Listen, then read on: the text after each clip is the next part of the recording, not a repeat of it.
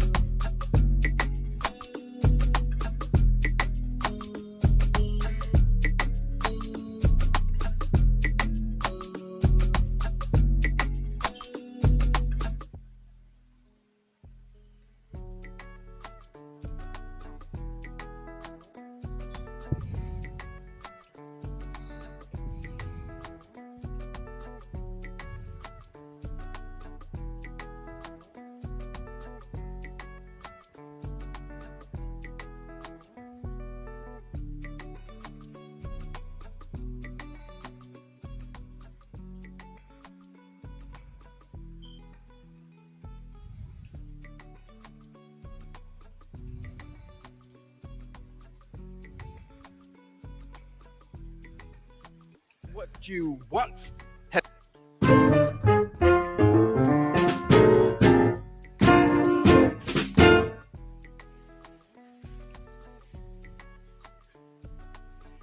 Is there any aspect of your cultural heritage that you've tried to run away from?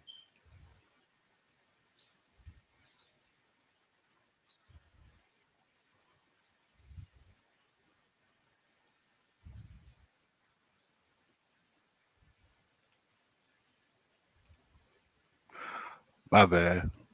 Bear with me. We're gonna bring it right back.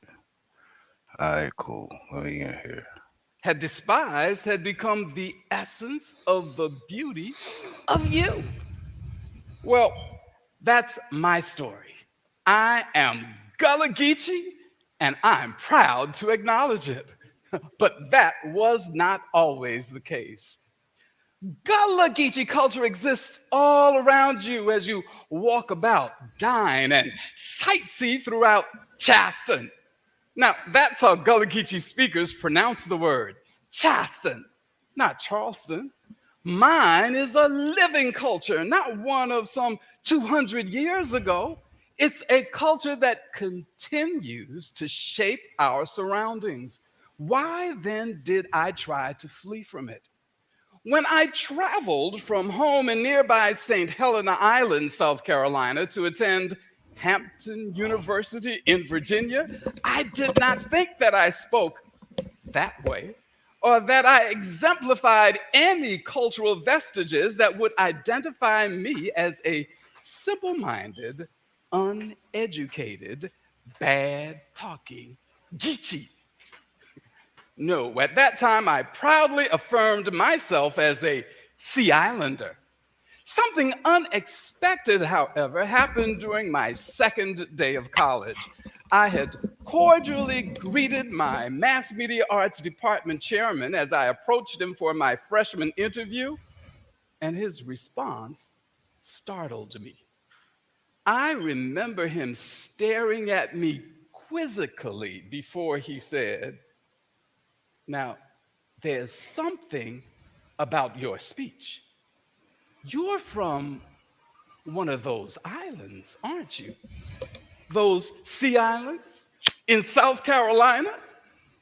Well, his lips had said sea islands, but in my mind, his looks had screamed, "He's a Geechee." Back at home, I'd always been told that I spoke much better than those who spoke what was called bad English or broken English. I did not, I'd reasoned. Yet, although my subjects and verbs had agreed in number as I spoke to him, and my elocution and vocabulary apparently were impressive, somehow the intonation, the musicality of my speech had identified me as different, had made me stand out. Hey, quick question to you. Are you a technology professional and want to learn AWS in a hands on way through a cloud? That still happens. And quizzical looks and questions usually follow. Today, my language is but one aspect of my culture that I've grown to appreciate. And why? Everybody can talk like this yet, then turn around and speak like this. I've learned that Gullah Geechee as a speechway is not a dialect. It's a language with its own set of grammatical rules. One of them is that whenever words are pronounced that begin with a TH, the TH is substituted with a D, as in this or that, for this or that. No, it is not Ebonics. Although I practice speaking English and I encourage Gullah Geechee speakers and others to speak and write English as effectively as possible, I am quick to inform Gullah Geechee speakers that ours is not always a language reflecting low intelligence. No, it includes words and expressions from numerous West African languages. It is a carryover of West African heritage, and it is closely related to the speechways of other cultures of the African diaspora. If I were to say Bobo when in Ghana or Sierra Leone, listeners most probably would know that I am talking about a boy. And if I were to say Decline or Kura to Jamaicans, many would readily know that I am referring to dawn or early morning and a turtle. Kura done crossed the road, come Decline, translates to a turtle crossed the highway at dawn. I've grown to appreciate the intonations of my speech. I've found that if I communicate in English or Gullah Geechee, speaking with truth and confidence, others will listen. Music is but another aspect of my heritage that I've grown to own and not disown. As a child, I learned to sing with confidence by leading spirituals. You know, those songs of the enslaved, those songs that some regrettably believe should be maintained in the distant past. As I would lead those spirituals, the voices of other singers would roll in and out like waves on a beach, while hands clapped rhythmically and feet pounded onto wooden floors. Leading spirituals as a child is not an easy feat to accomplish. The lead singer must maintain the course and not be made to drift aimlessly away. I remember the value of this life lesson as I chair board meetings, converse with family members and friends, and even as I manage office workers. by allowing others to contribute, by altering the dynamics of discussion whenever the tempo quickens or relaxes, I then can enjoy the beauty of the harmonies that surround and envelop me. I'm told that when slave trader turned hymnist and abolitionist John Newton wrote the words to the hymn Amazing Grace, he was inspired by listening to the moans and groans of enslaved Africans huddled at the bottoms of slave ships.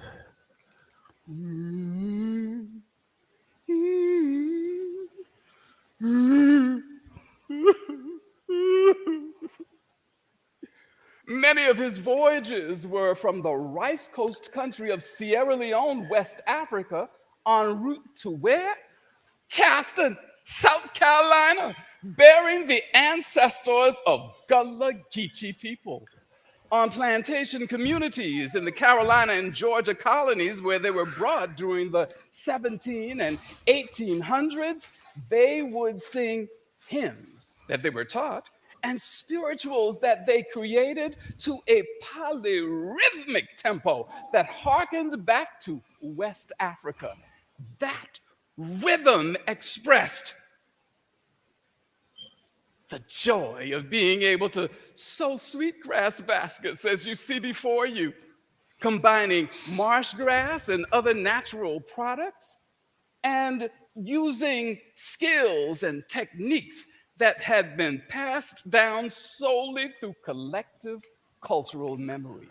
That rhythm expressed the awareness of the importance of respecting one's elders and following other traditional beliefs, and also the ability to cook flavorful rice dishes that use fish, that's fish, swips, that's shrimp, and vegetables, that's vegetables. Because it's the truth now. Gullah Geechee people can eat a rice dish not just once, not just twice, but sometimes 3 times a day.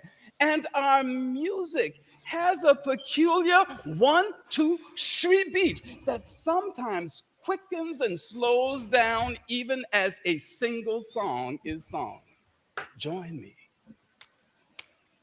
Amazing grace, how sweet the sound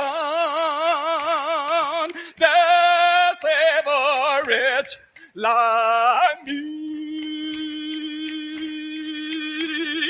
I once been lost, but now I've done been fine. I've been blind, but now I see. Top resume mistakes. Brought to you by myperfectresume.com. Mistake number 1. Not Like the words of the song, I am so glad that now I see. I now embrace my Gullah Geechee heritage and no longer flee from it.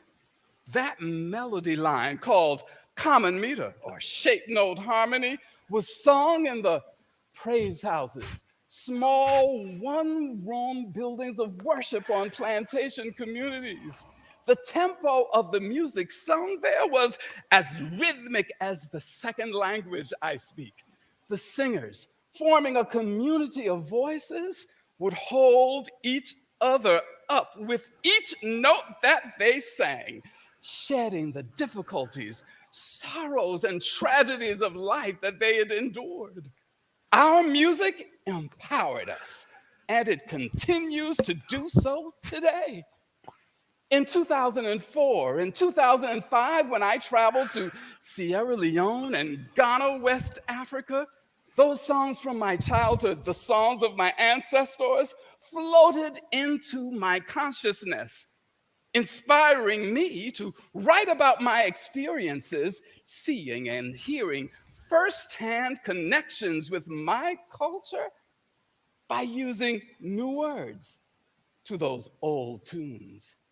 The up-tempo melody that I sang to Amazing Grace is different from the more familiar tune of the well known hymn, but each melody line is meaningful.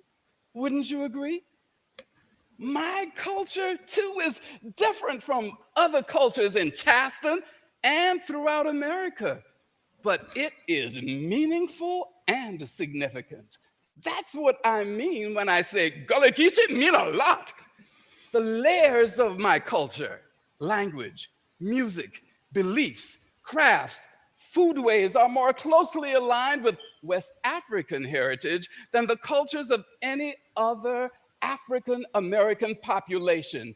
And my culture, Gullah Geechee culture, shaped Charleston culture, which was the footprint of the Carolina colony. In so doing, it impacted the American cultural fabric. So, what's the importance of this message? The rhythm effect? Our lives are shaped by many things, and understanding the influence of culture is powerful. So, re examine an aspect of your own cultural heritage, one that you've tried to run away from, to bury, to hide. You may discover that it is so deeply etched into your cultural DNA that what you despised has become the essence of the beauty of you. With that self discovery, allow that essence to impact your own life and that of your family members, as I found to be true with my own two children. And then after that, you will enrich the lives of those around you, giving testimony that your life, your culture should not be regarded as invisible. No, they mean a lot. Each is meaningful, each is significant.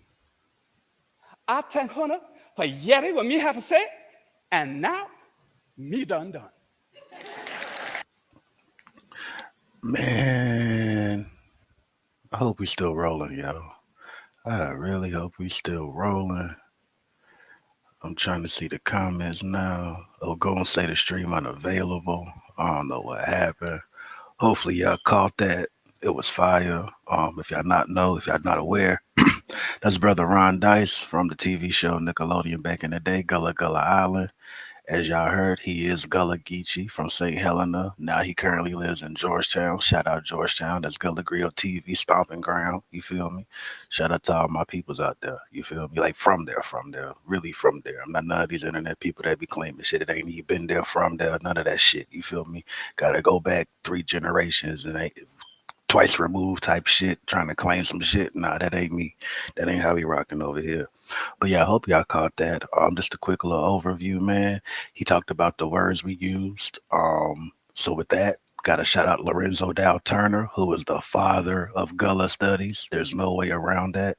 You can't try to put it on anybody else as far as this internet stuff trying to say it's some buck radio. It's Lorenzo Dow Turner, fam. Over 4,000 African loanwords in the Gullah Geechee dialect. Word up. And as you saw the title, the Me I Flee, or the Me I Flee from or something. You feel me? And what that's talking about is how with these black people who don't want to claim their African heritage, culture, ancestry, whatnot, that want to claim everything else, but it's self hate. I got a little short clip on my page. I can go through, look at the shorts or whatnot. You got Bobby Seale talking about the self hate. And he also references the father of Gullah Studies, right? Who did all that field research as far as those African loan words, going through up and down the corridor with the field research, which is you can find free online at the Library of Congress, who's interviewing these people, recording how they talk, how they speak, the words they use, and then went back to the continent in West Africa and did the same thing. You feel me? Like a lot of people don't know, Lorenzo Turner actually wrote the Sierra Leone their dictionary, their lexicon. He did that. And so yeah, shout out to him, my Gullah brother. Ogun in the chat, Sean P in the chat. What's happening, man? Chauncey, everybody, Foundational African American. fire. You feel me? Yeah, man. What else did we go through, man? Have you a mixture of African? Have you a mixture of West Central African ethnic groups? You know, the spirituals and the ring shouts, the call and response. You feel me? We're also we're not ignorant or unaware of the fact of the history of the Bible and that whole process, or different slave traders and whatnot as well. We talked about John Newton and whatnot. Um, yeah, the sweetgrass baskets and how he traveled to Sierra Leone and Ghana. You feel me? The year of the return. A lot of speaking of Lorenzo Dow Turner, another Gullah brother who stood on his shoulders and continued to work on some Sankofa jive. Jive, another West African word that's in the Geechee dialect. You always hear me reference.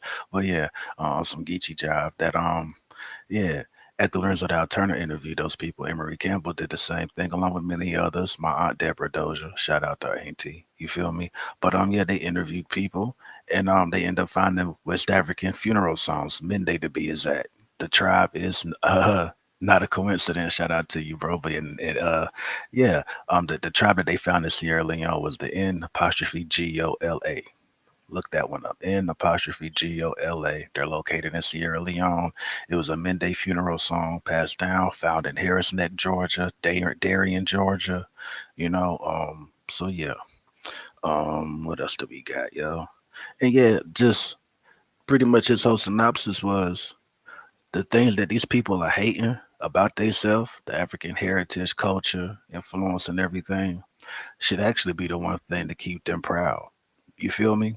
Um, Shit, I'm asked this question, and the ones that know can answer whatnot. And hopefully, I can still even hear me. You feel? But what's the one African nation as far as they when they got their liberation? You know what I mean? Like, what's the one successful slave revolt? I guess I would frame that question. What's the one quote unquote successful slave revolt? Right? Smart in the chat gonna be like Haiti. Boom.